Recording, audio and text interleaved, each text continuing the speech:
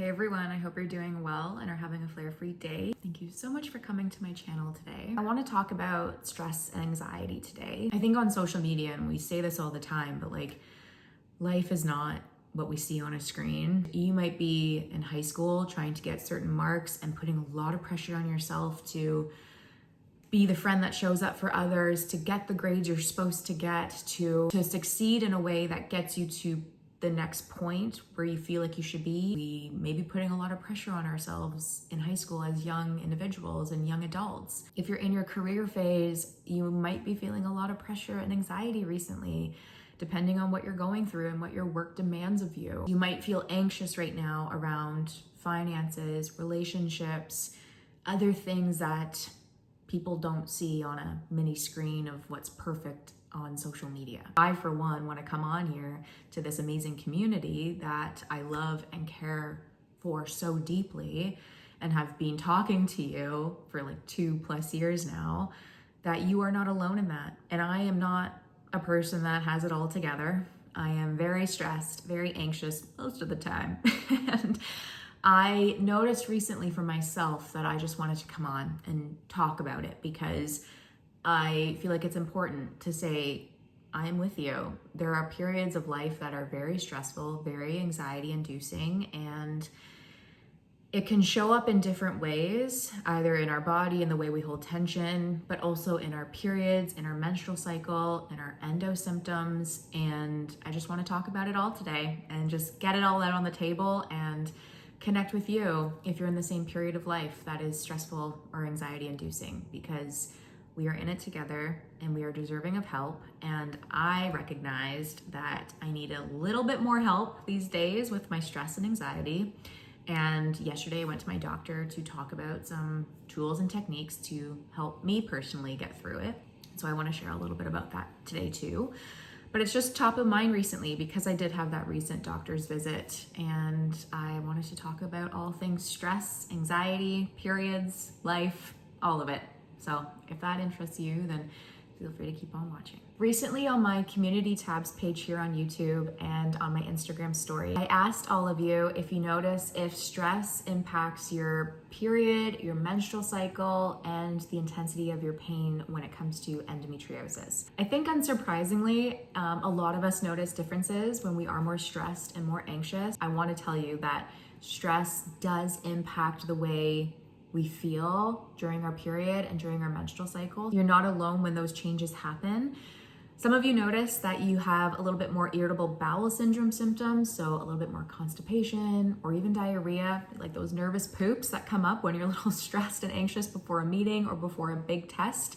You notice that those symptoms may show up for you. Some people notice irregular periods, so a delayed period or even a skipped period altogether, depending on the stress and anxiety that you are holding in your body. I want to outline that stress can really impact our hormones and the balance of those hormones, especially when it comes to estrogen and progesterone, two key hormones that are found in our menstrual cycle and show up normally and naturally throughout our cycle in different levels, and that's normal. But sometimes stress can cause an imbalance of the normal level of those hormones. This can impact your cycle, definitely, and again can lead to those irregular periods that we may notice when we're stressed. Some of you notice that when you're more stressed, you have either a heavier or lighter flow. Stress can definitely impact the thickness of our uterine lining. So again, that innermost layer that thickens, breaks down, and sheds during our period. Stress can actually impact the thickness of that inner lining of the uterus, resulting in either a heavier or lighter flow, depending on how that stress impacts the thickness of your uterine lining. Some noticed a little bit more, and this is me, when I am more stressed, I notice huge fluctuations in my symptoms and my emotions leading up to my period and right after my period. I am more anxious, I am more, what's the word that I'm trying to find? Quick to just be a little bit more frustrated or a little bit more angry or a little bit more sad. I could cry right away when I am more stressed because I feel like my body knows that I am holding on to so much. I am just it's bottling up, and I can feel it in the past 5 months too for myself.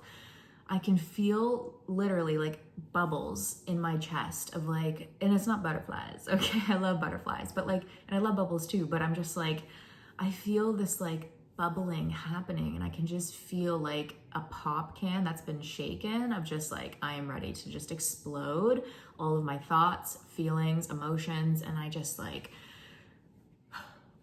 notice it more in my body, and the way that I hold stress is different, and how I just explode more emotionally right before, right after my period. Some of you notice that you have more intensified pain when you are more stressed, a little bit more sharper pain, a little bit more tugging. I noticed one of you on my community tabs page, thank you so much for posting. You notice more ovary pain, a little bit more tightness, a little bit more tugging, and that is common when you are more stressed and anxious, and that can show up in our body as a little bit more intensified pain. For myself, I notice that when I'm more stressed, I lean into more not so great foods, more processed foods, more caffeine, more just heavily inflammatory foods. I'm human, so I don't want to be super hard on myself, but stressful periods of my life, I just lean into those comfort foods that just cause more inflammation. Stress alone can cause more inflammation in the body. Stress has a very sneaky way of triggering inflammatory responses in our body that can worsen period pain, that can worsen endo symptoms or adenomyosis symptoms, and can actually increase bloating. So again, that painful endo belly, so that bloating that we may feel, it can intensify that bloating. When I'm reading through all of your comments and on the research side, stress is one of those sneaky, invisible things that just has such a huge impact on the way we treat ourselves, the way we feel, and the way that things can show up differently in our body. Emotional impact is something that I want to talk about a little bit more when it comes to stress. I'm going to say this in a way that I can only describe as like a cognitive bias when we are more stressed. If someone is talking to me and I am more stressed or in a like more anxious state, I am reading into every word they are saying, because one, I'm like a people pleaser and an emotional person. Like, I read into things that I may not need to read into, and I make up stories in my head of like, oh, they hate me. They totally hate me. That tone, that word, that that like look that they're giving me, they like hate what I'm doing. They're not happy with me. I just like, that cognitive bias is more intensified when I am stressed and anxious, and I don't know if you're the same. Personal story time now. I've been open on my channel around my history of anxiety and depression. I have always been a melancholic, lower mood person, which might seem strange to say when you know me like this. I am the type of person that people pleases, but recharges on my own. And when I have an event or a gathering, or when I'm talking to people for my job, I like over emote. I am like, hi, how are you? How's it going? Like, oh, it's so great to see you. I put it on. And then when I'm done, I'm like, I just like sit with myself, because I am exhausted of like putting it on, of showing up as like a different version of the person I feel that day. I carry a lot of emotions heavily. I like, again, read into people's thoughts, and I just make up stories of like, do they like me? Are they happy with me? Like, I'm a people pleaser to my core, and like, I wish I could change that part of me in a way. Past 5 months, I've noticed anxiety creep in. Not depression, not sadness, anxiety and stress, and just like that performance anxiety creeps in. And my friends know me, and they watch this, and they would label me as like, again, that people pleaser. But friends that knew me from elementary school and high school, I was the type of person that would be friends with everybody, but was also like heavily bullied in elementary school for like my weight and my hair, for being a redhead. Easy target, okay? And it was more fiery back then. And I just was like a nice kid. I just like was an A-type student. I tried really hard. I would like just be that kid that you could always like talk to, but I don't think was like really in a core group of friends. And I would be the person that would go to the teachers every day being like, you look nice today, miss whoever, and like kind of kiss butt, like be that like teacher's pet kind of kid.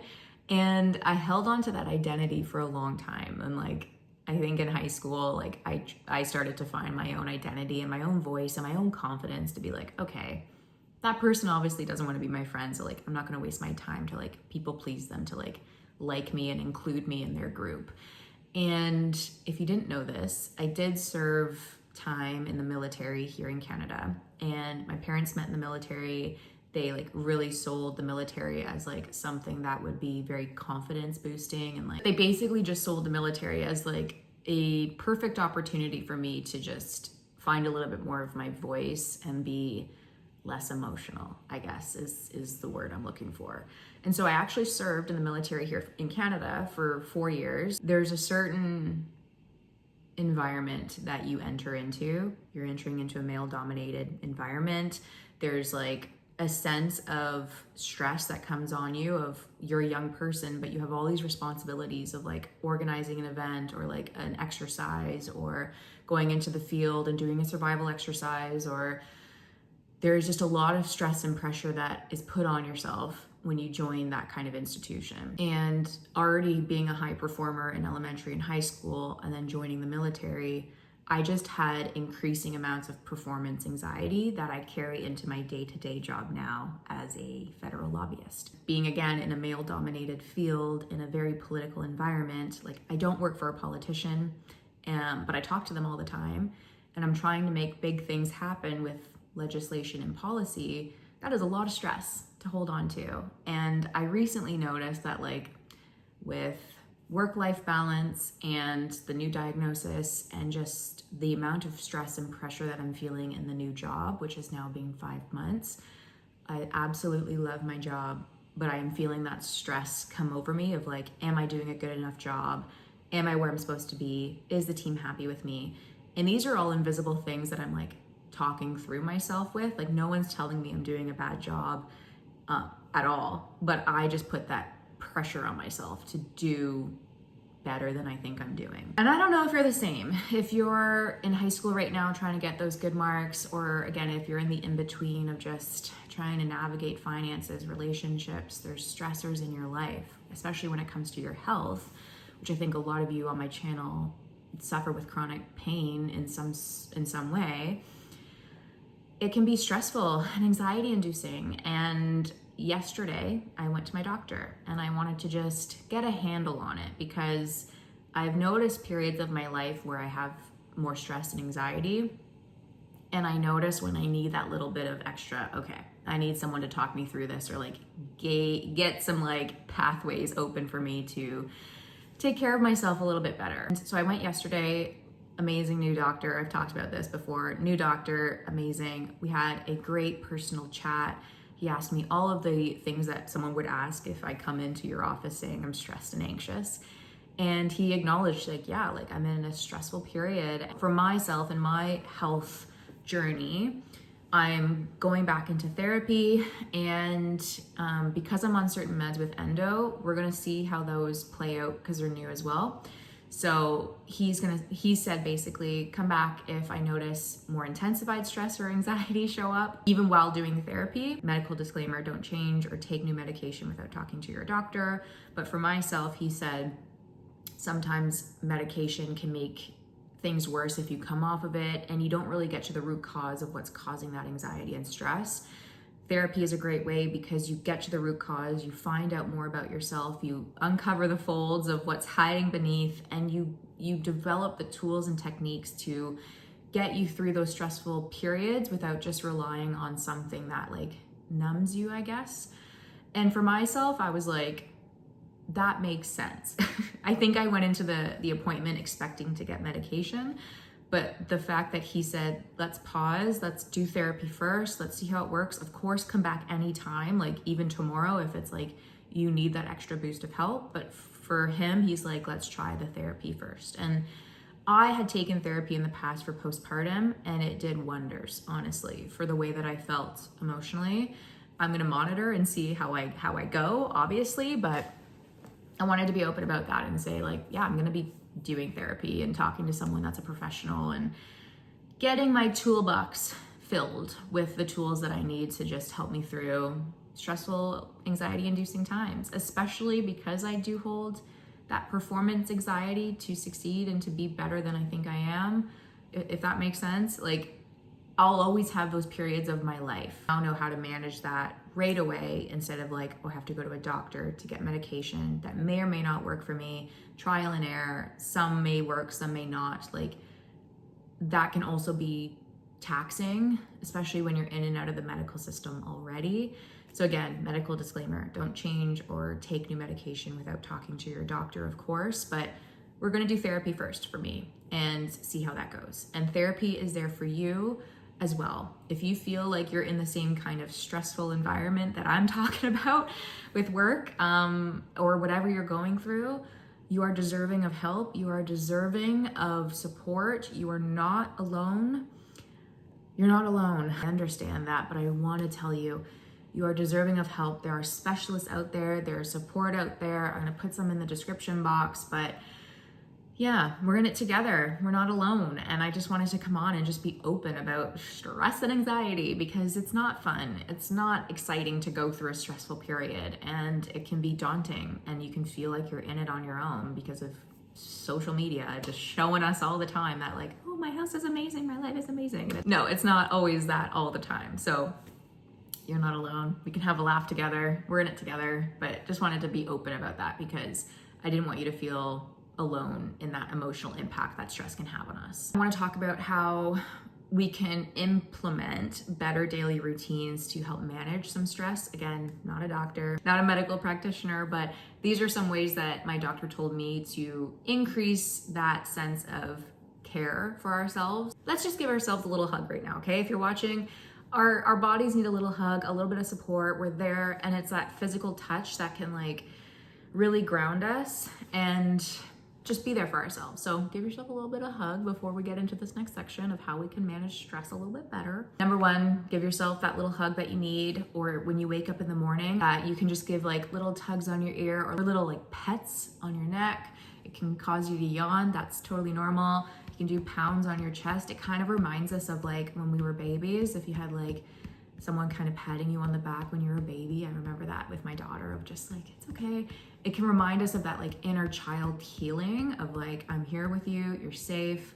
Kind of tap ourselves here on the chest because chest, again, that bubbling, it can hold a lot of emotions and tension, and we can just kind of like break it apart with those pats. Staying active. And this is something that I told my doctor that he asked, okay, like how active are you? And I said, well, we have the bike in the garage, the Peloton, and I've been using that recently, and I'm trying to do weights, and I'm trying to walk every day with Cooper, our little chocolate lab. And he said, you know, in your daily routine, there should be at least 30 minutes to an hour of your time out of the day where you dedicate to movement and taking care of your physical health, actually help reduce the amount of stress we feel and are holding in our bodies. I think we know this, it's just like implementing it, okay? So for myself, I'm gonna go in my little calendar, put in daily a little block of time to do physical exercise. Eating a balanced diet. Again, when we're stressed, we go for that inflammatory, feel good, comfort food. So eating a balanced meal, looking at whole foods, leafy greens, fatty fish, a nutrient-dense meal can help stabilize our mood and our energy. Avoiding excess caffeine, which I've talked about my struggles with, but avoiding excess caffeine if we can. All of these, again, the food that we eat can impact our gut health, and I've talked about that in a recent video around gut health and how that can show up with different pains and symptoms with our periods. But what we eat can impact the intensity of our menstrual cycles and our pain with endo. So again, something for us all to note that I'm gonna try and eat a little bit more of a balanced nutritional meal for myself. Staying connected, okay? Sometimes stress and anxiety-inducing periods of our life can make us feel lonely, can make us feel disconnected. To alleviate some of that stress, call or talk to that friend that makes you laugh, that just, you can tell them anything and they'd be like, girl, same. Like, I don't know. Like, they make you just feel grounded. They make you feel you, and they can talk through what they're going through, and you can like share your journeys together so that you don't feel alone and isolated with that stress. Family, friends, therapists, doctors, all of that can be very helpful when we are talking about stress and anxiety. I hope this video has been helpful and informative and has made you feel less alone in the journey. I'd love to hear any comments down below, whether you have different symptoms that show up when you're stressed, how you manage stress, because I know that would help somebody else in their journey trying to navigate things. And if you have done therapy for stress, how did it go for you? How did you find the right therapist for you? I know that a lot of us watching, and myself included, want to find that person that is the right fit. How did you find that person, and how did you know for yourself it was the right fit? You are so deserving of help. You are so deserving of support, and I am here with you every step of the way. I'm thinking of each and every one of you along the way in your journey. Cannot wait to talk to you on the next one. Bye.